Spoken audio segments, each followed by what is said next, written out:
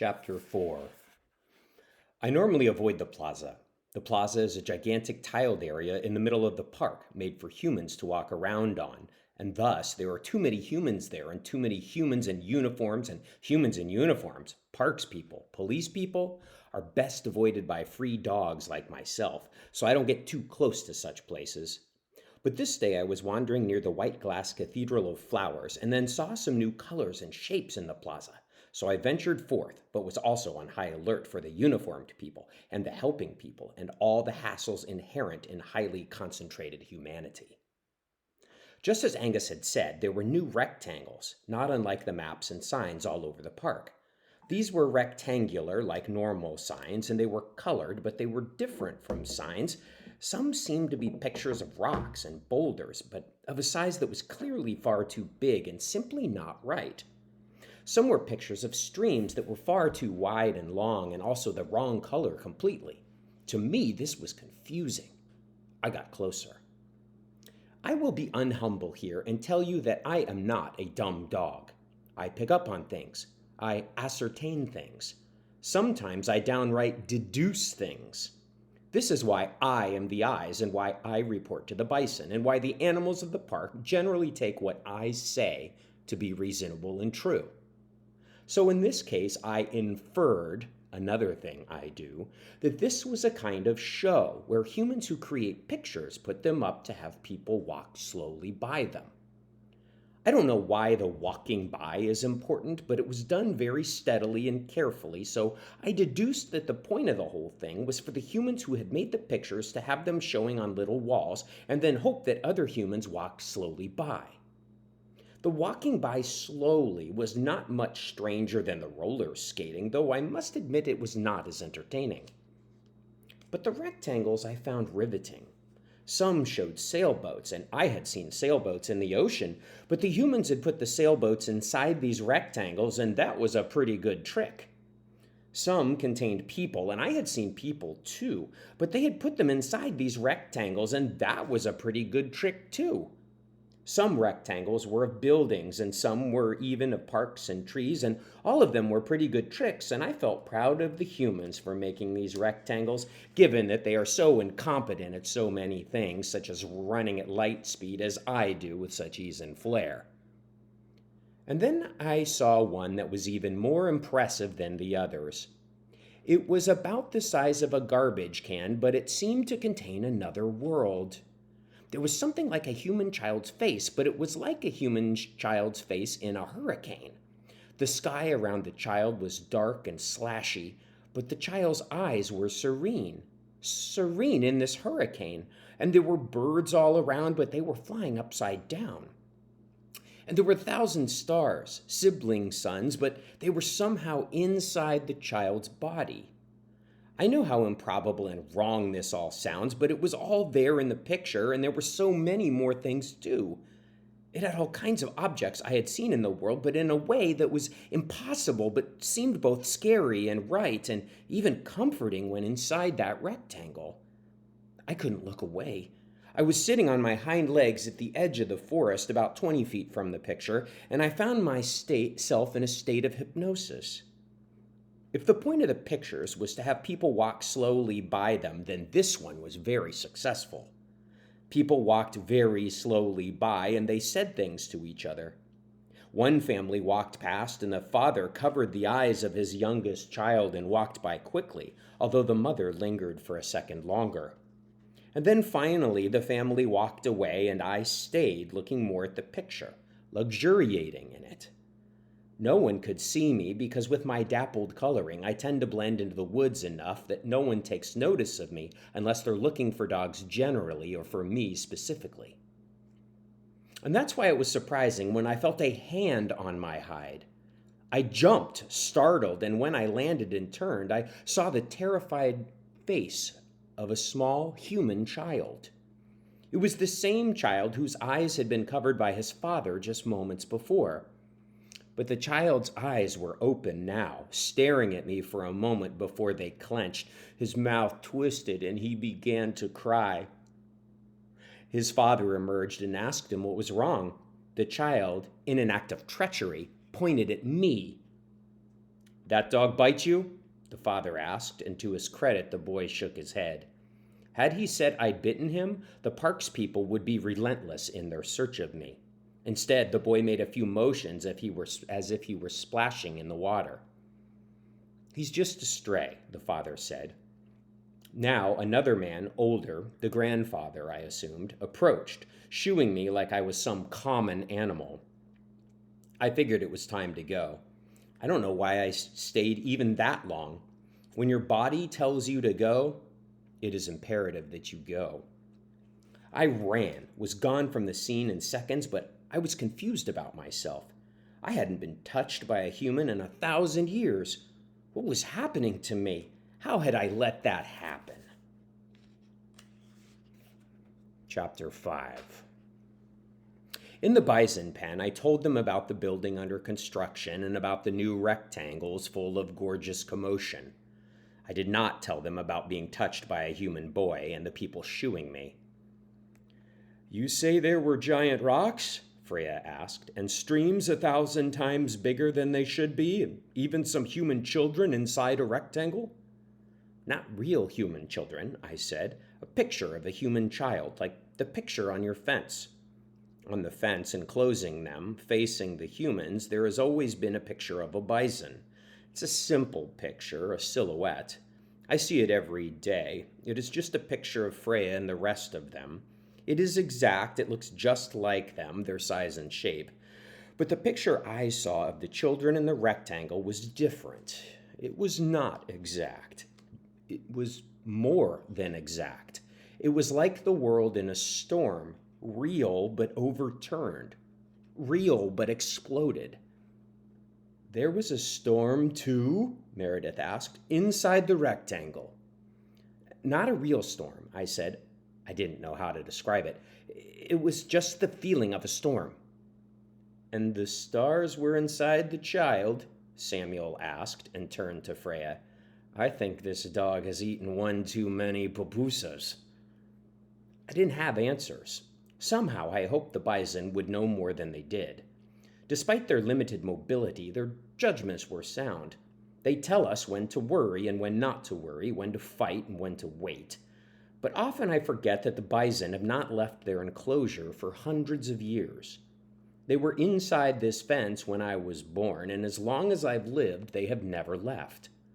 Of the outside world, all they know is what I tell them, what the assistant eyes tell me, and what they can see from the road that runs along their pen.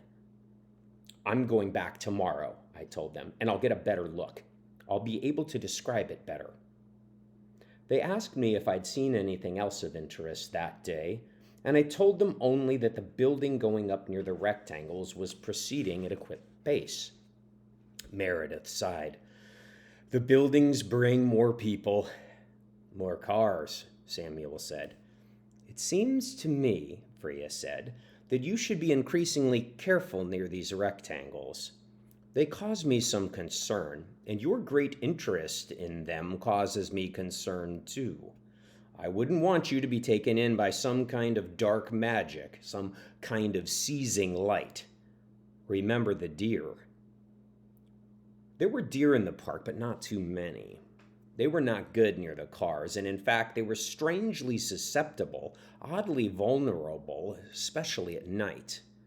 There were few cars in the park at night, but with their bright lights, blinding, moving moonlights, they were visible 1,000,000 miles away and so easy to avoid. The deer, though, they were drawn to the lights and caught by the lights and killed by the lights. Every few months we found a deer in the road struck dead, and it would baffle us all. Why did they get so close when the lights and sounds and smells of the cars were so obvious? We all have weaknesses, Freya noted. I don't, Samuel said. We all have something that blinds us to threats, Freya continued, ignoring him. I thought of the stories I'd heard about the bison's ancestors. Perhaps these were rumors, but I have heard that there were once so many bison that they covered the land so thickly you could barely see the grass beneath them. But when men came and shot them with ease, with a bison failing to fight or even to run, until almost all were gone. Only these three were left. I said nothing to them about this. I've never brought up stories of their past, their ancestors' lives. There's nothing happy about those times, nothing tolerable even. I'll be careful, I said. Please be, Freya said. That night I thought of the rectangles I'd seen, the madness within. My mind was so excitable, so scattered and bursting, that it took me a long time to find sleep. I had to do what I always do when my mind will not rest. I recite what I know to be true. God is the sun, clouds are her messengers, rain is only rain. Until finally I was pulled under by the great soft hand of sleep. Chapter 6. The next day I went back. I went back to the rectangles. Yes, it was part of my route, first of all. Of course it was. Of course it was. It was on the way. I had to check on the building they were building, being the eyes and all, but I also thought if the rectangles were still there, I'll briefly check on them too. So I ran like the light through the surrounding woods and was sure that I was not seen. I could not be seen by any human eye, for I was faster than ever that day. In fact, I passed a pair of starlings in the lower boughs of a live oak, and they said, "You are so fast!" And I said, "You are good at recognizing the obvious!" Ha-ha-woo! I said this, but they did not hear me, for with every word I had traveled 1,000 miles at indescribable speed. So the words, as I said them, were only distant memories to them, dust from planets long gone. And I went past the Cathedral of Flowers and past the roller skaters, past the Cape, who was dancing on wheels, and then as I neared the new building and the rectangles, I slowed down, because my favorite rectangle was still there, and I slowed more, and soon I stopped, seized by it. It took me in, the swirl of it, the illogic of it. Why was there a child in those winds? Why were there stars in a daylight sky? And then I noticed the trees in the picture were golden, every part of them golden, as if they'd swallowed the sun. But why? Who would have them this way when in life they are not this way? And in the corner of the rectangle, finally I saw 100 or so grasping human hands, and these hands were all blue, when in life there are no blue hands I have seen. Why would this picture be this way, I wondered. Why? And then I felt the movement of air near my neck. And then I felt a snake on my neck. And then I heard a click. I had been staring at the picture, wondering if maybe such a scene was possible, and would I ever see such a thing myself outside of a rectangle like this, when I felt a tickle around my neck. That was it, just a tickle. I didn't think anything of it. I thought it was a bug or an inchworm or even duck feces, another thing about ducks. And I wanted to get closer to it to try to understand it. And so I dropped to my walking position and moved forward, and then it happened. I felt a tug on my neck. I have never worn a leash, but right away my mind said, "Leash."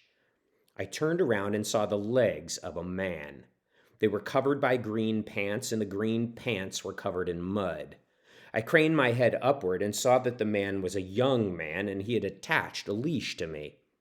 It was a simple blue rope that he'd somehow clicked onto my neck, and he held the rope in a knot around his filthy hand. I looked up at the whole of him. He was not tall, not round. He was thin and angular.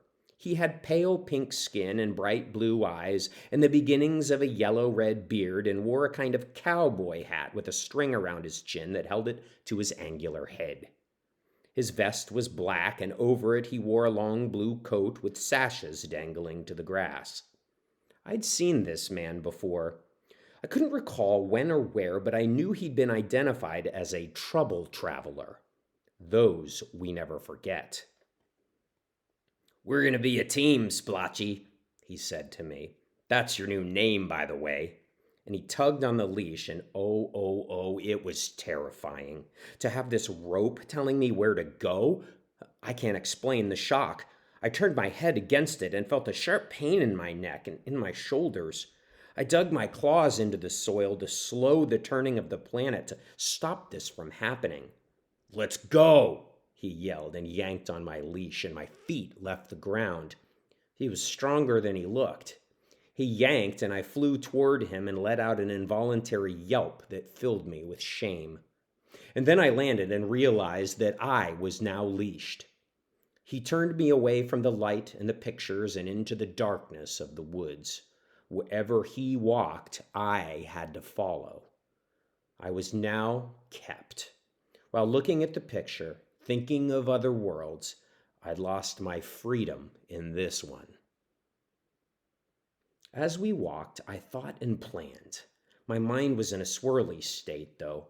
I have swum in the gray ocean and more than twice was tossed in the cruelty of a crashing wave, rolling in the white, the shushing, the close to oblivion. My mind was like that now. He walked us through the woods nearest the sea.